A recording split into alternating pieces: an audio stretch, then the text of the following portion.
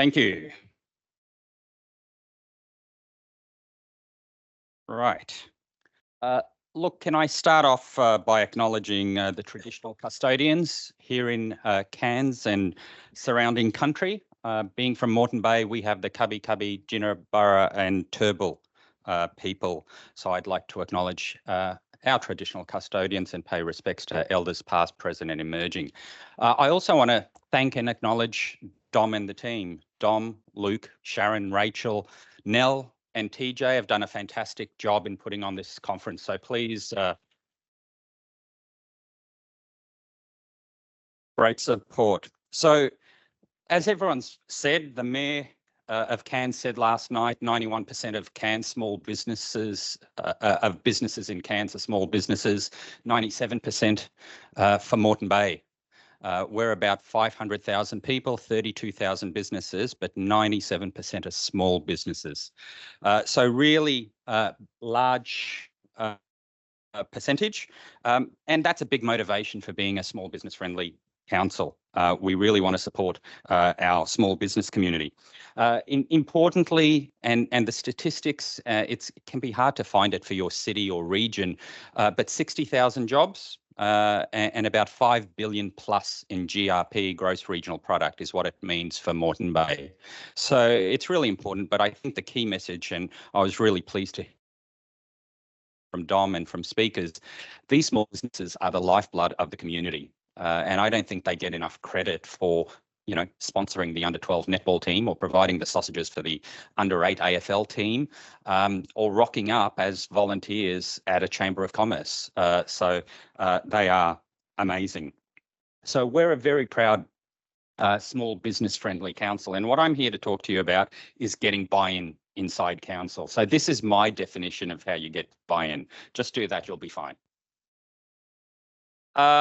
It's obviously hard, but I guess when I boil it all down to, there are a range of key attributes and a series of relationships and activities and activations and exchanges that happen every day, internally and externally, that can buy you the buy-in.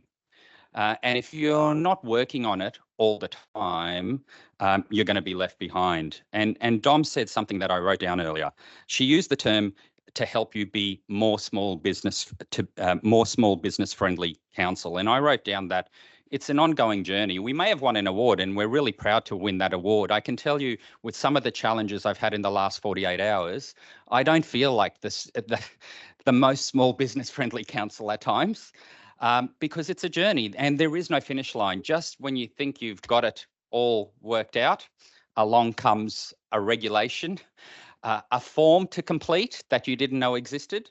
That's in PDF, not online, and a range of other challenges that get thrown up. And Grant and Christine from our team do a wonderful job navigating that. So that's my way to get buy-in, and I'll talk to you about that. Now, Ash used the term common sense, and I think we can all agree that the word common sense is not that common when it comes to working with government.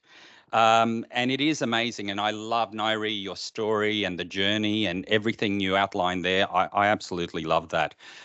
We started our economic development function 4 years ago, and we started with the customer journey. We brought in customer frames. Some of you know Sue-Ann Carr.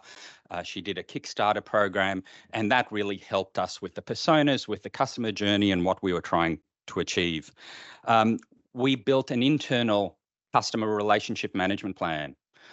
You mentioned plumbers, and it's something I often talk about. Our plumbing teams see more businesses than our economic development team. Did you know that? How many businesses do your receptionists see at your council? How many businesses does development services speak to? Your call center, how many people, how many businesses do they work with? If you don't know that, you're going to be behind the 8 ball. So the examples provided by City of Townsville, I thought were tremendous. So we work really hard on internal relationships, and not just when there's a problem to solve. Obviously, we're pretty good at escalating, elevating, and getting whoever needs to be involved. But I'd like that to be the exception rather than the rule. I'd really like it to be collaborative. So you've got to work with your colleagues. But Ash made a couple of really good points, and I mentioned this to him at morning tea. He had that cartoon up with the boat going to the island, and he talked about it said different perspectives and motivations. And it is, the people typically in this room are the type A kind of energizer bunnies who want to change the world yesterday. And we're excited about everything as economic developers. And sometimes we lose sight of what our colleagues in regulatory land have to contend with.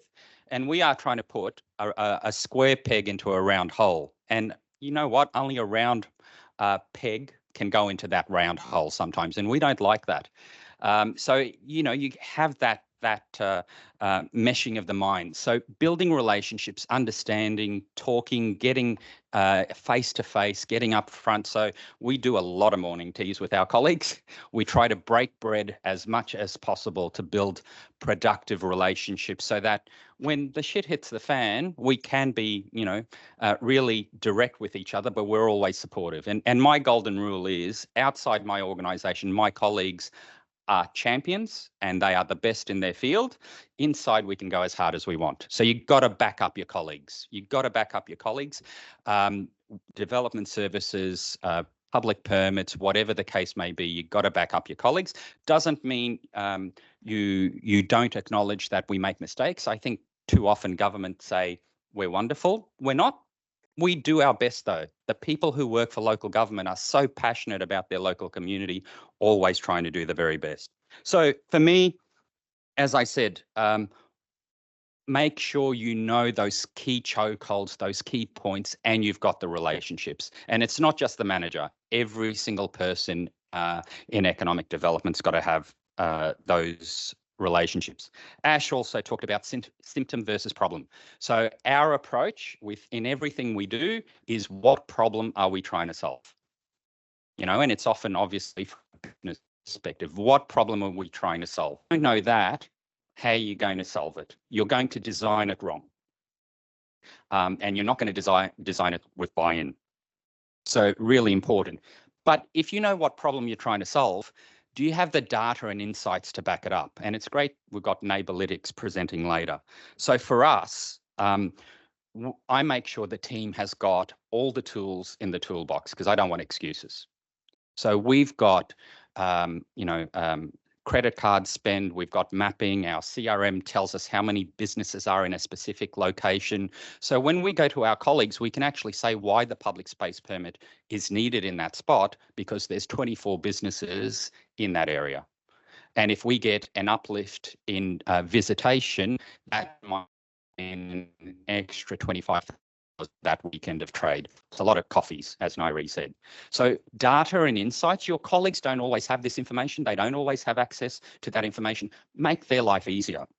So we have all the tools. They're not cheap, but if your council wants to be serious about it, you invest in those tools. And they're not economic development tools. They are city-making, region-making tools. They help every single part of council. And what we've done is we make sure that we socialise those tools and we make them available to all our colleagues. And we also encourage them to send their requests to us of how we can use, how they can use those tools.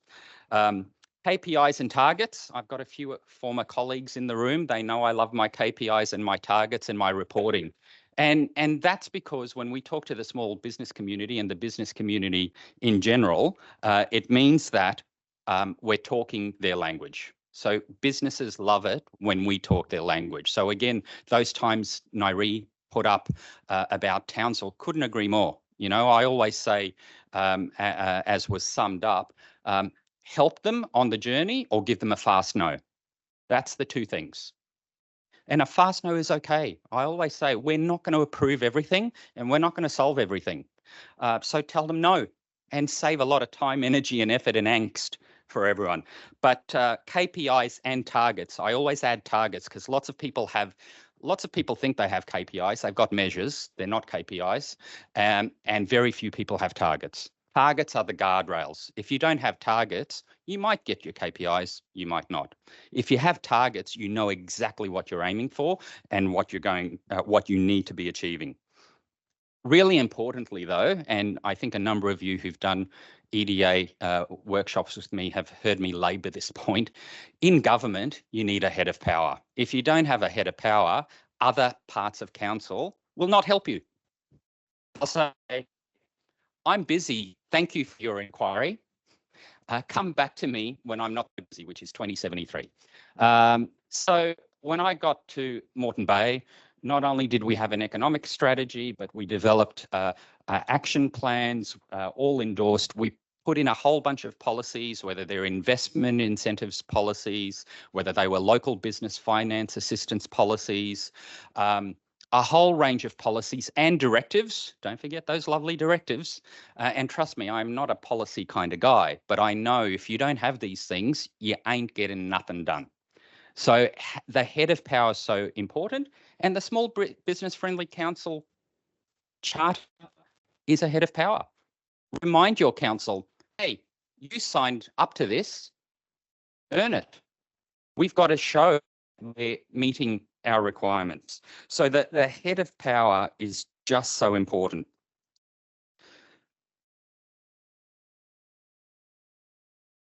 Now, I want to talk to you about a practical example to do with human-centric design.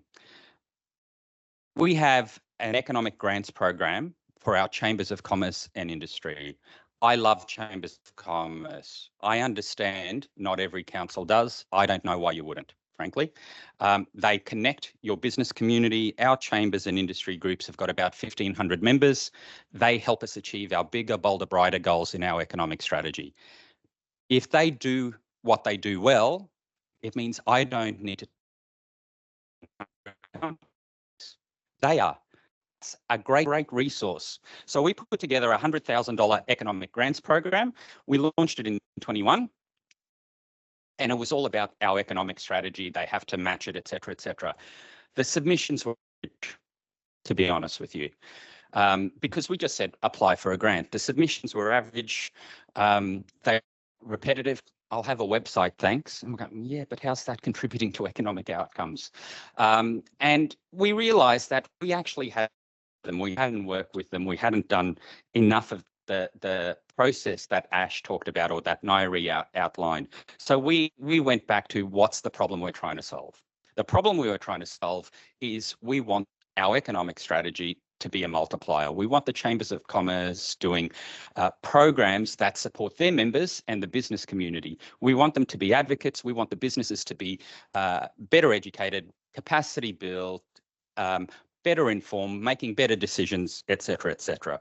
So in the design of the program, we actually survey them. Funny that. What services are of use to you? What do you need? What's your obstacles? You know, it might surprise you, it won't, that they're all volunteers. They're time poor. The committees change year on year, if not every second year. So what we ended up doing is we completely reverse engineered the grants program into, we offer now 16 options that we've curated based on their feedback. We've filled out the form for them. They literally just have a drop-down menu of this program. We think this many companies will or members will participate, and we think the outcomes will be these connected to your economic strategy. So we've taken all the stress out of applying for a grant, and fundamentally the stress of doing a grant acquittal for them out of the equation. And the results in the past 8 months have been tremendous. So we've doubled a number of previous applicants. We've seen a 30 percentage point increase in value of applications and a 40% increase in approved funding. So this program is really meaningful. The chambers love it. We love it. Their members love it. It actually encourages members to stay on as members because they're getting value for their $30 a year or $100 a year. And on top of that, they're seeing new members sign up because there's merit in those services. So this is how we took a human-centric approach to one of our programs. My top 3 tips for you, use data insights with your colleagues to outline what problem you are solving. Again, it sounds so simple and so obvious, but we still show up to meetings. We still show up to meetings without agendas. We meetings without telling people the outcome we want to achieve from the meeting, and we still put forward programs that we haven't outlined the KPIs, the targets, or what we hope to achieve backed up by data. So use data and insights. There is so much of it out there, a lot of it free and some paid for. Ensure you have the appropriate head of power in place. Again, you can be tremendous at your work and do a wonderful job, but if you don't have that head of power, you won't get the approval. In fact, if you don't have that head of power, you won't do the reporting to council to get the acknowledgement. So Nairi said, we present this report now because it got adopted by council. That's really powerful in council world. And finally, again, KPIs, targets, track, measure, and report. We do quarterly reporting to our councillors. They get a quantitative and a qualitative economic development report with a dashboard of how we're tracking. We do a range of other investigations and annual state of the city report to track against our economic strategy. So really important to let them know how we're doing, and we're honest. We do some things well. There's some things we can do better. And as I said at the start, we may have won that award, and I'm really proud, but I'm still on that journey to be better. Myself, our team, and working with colleagues. But it's incredibly rewarding. We did a session last week, and what we call an innovations day, where we showcase 12 innovative businesses to large buyers. A bit like the Meet the Buyers that was explained last night for Cairns. And I had someone come up to me, a small business, say, I just want to say thank you to what you and your team have done for our economy, for our city, and for our community. It's making a big difference. And that's why we do what we do. Thank you.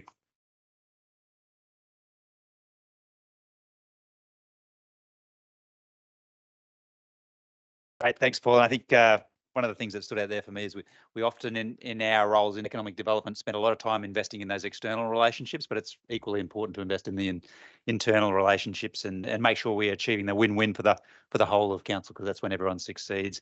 Okay, who's got some questions for Paul in the room? One down here. Yep.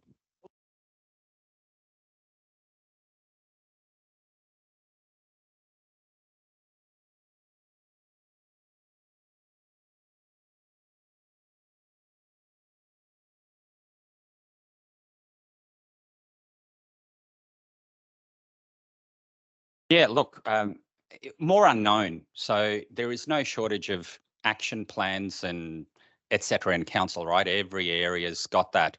So yeah, we tackled it by approaching those areas first up, making them aware we're looking at signing up to this. Here are our obligations, but we can do better than that. And here's the opportunity. Here's what it might mean for your team in terms of resources. So again, just having that conversation.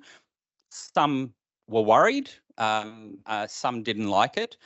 So we try to take them on a journey and work with them and share the results, share that feedback. So again, that kind of feedback Nairi put up, I think, is invaluable. People get motivated when they see that what they're doing makes a difference. But like anything in council world, your risks and opportunities as part of a briefing paper is really important. And yes, that obligation, understanding what you're signing up for in whatever program is really important. I think sometimes forgotten inside councils. We're excited to do something and we forget the workload that creates for other parts of council.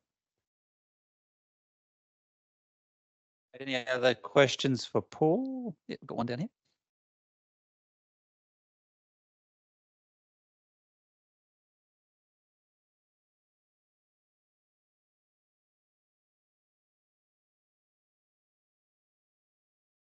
Yeah, look, I probably shouldn't encourage what we did because we stole the Logan procurement manager.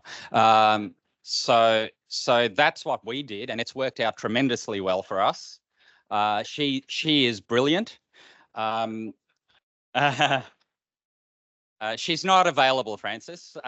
Look, it's can be a real challenge. So certainly when I got I came from Sunshine Coast Council that was really proactive in that space, and Moreton Bay initially was worried about how you interact with businesses. We can't be seen to favour businesses, etc. When we got Tanika Smith from Logan, she came in. She'd already implemented a new model in Logan, and we were able, as economic development, much like Nairi was saying about what are you trying to achieve, and we're growing from 500,000 to 800,000. So we need to work really well with our suppliers and our supply chain. So we now do supplier briefings, which are pretty standard everywhere else, but it was a big fight to do that. We now do these innovation days. We're now getting ready to do very specific problem-solving workshops that areas of council have, where before council would think, I'll solve our problem, and we've always tried to say, I'm sure someone else has already solved this. Why don't we ask industry? So those kind of user generated. So it's definitely culture and attitude. You've got to have the right people there to make things happen. And we are very fortunate that we do. And if you don't, go steal the procurement manager from Logan. Very good. And I think certainly in my experience too, one of the things that we found is that sometimes you used to go into a meeting and you'd seek to, so I'm seeking an outcome from this particular meeting from another area of council. I want them to understand what I'm looking to achieve. But sometimes if you start with those areas, whether it's procurement, planning and others, to say, let me have an understanding of what this department is trying to achieve, some of their frustrations. How can we help them with those? And then when we do that and they see that we are a valued partner, they're likely to come on board when we need their assistance to help that create that partnership. I think that some of what Paul touched on in his presentation too today. Okay, well, we might actually split for lunch if that's okay. Thanks again to Paul. Yeah.